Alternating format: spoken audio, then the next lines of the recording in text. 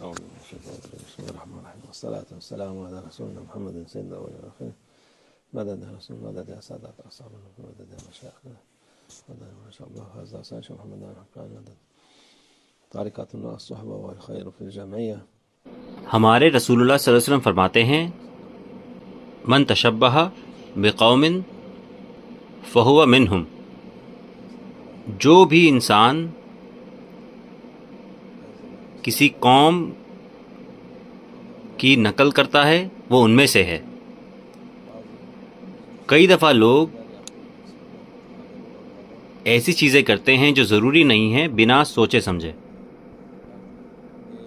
ہر کوئی ایک جیسے کپڑے پہن رہا ہے آج کل، یہ ایک الگ مسئلہ ہے، لیکن ایک زیادہ بڑا بیکار کا مسئلہ ہے، جیسے کہ نیا سال وہ یہاں پر وہاں پر سجاتے ہیں، یہ بیکار کی چیز ہے، اس کا کوئی فائدہ نہیں ہے۔ یہ برکت، سکون اور ایمان میں کمی کرتا ہے۔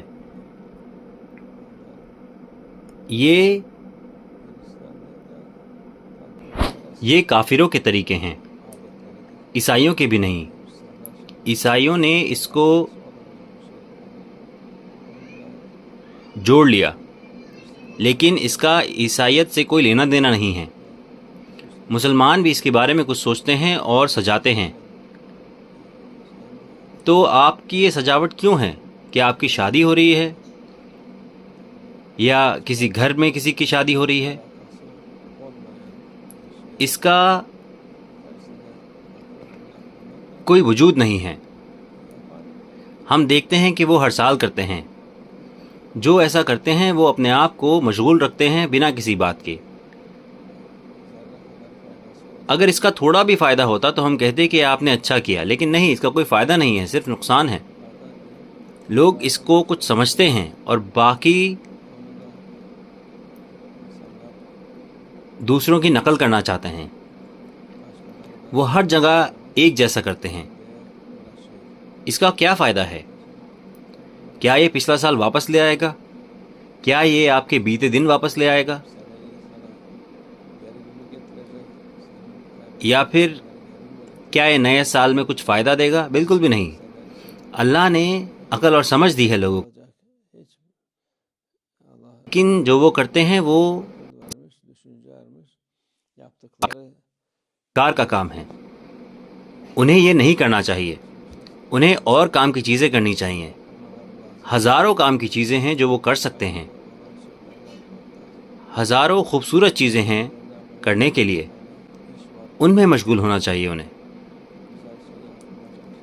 لوگ کہتے ہیں کہ خود کو دیکھو، بالکل لوگوں کو خود کو دیکھنا چاہیے۔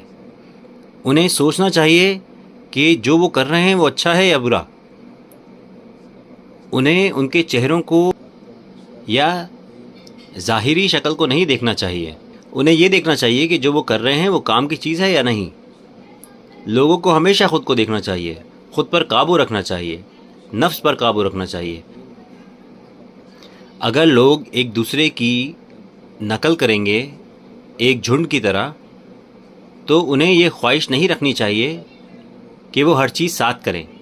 اگر ایک جانور اس جھنڈ سے نکل کر کسی پہاڑی سے کود جاتا ہے تو وہ سارے اس کے پیچھے کود جائیں گے، تو 100-500 جانور ایک ساتھ ختم ہو جائیں گے۔ نقل کرنا ان کی بالکل بھی ہوشیاری نہیں ہے۔ جانوروں کے پاس دماغ نہیں ہوتا، لیکن اللہ نے ہمیں دماغ دیا ہے۔ اللہ ہمیں ہماری عقل کا استعمال کرنے کے لیے کہتا ہے۔ اللہ ہماری مدد فرمائے، وہ لوگوں کو جہالت سے اٹھائے، وہ بیکار کی چیزیں نہ کریں انشاءاللہ۔ الفاتحة.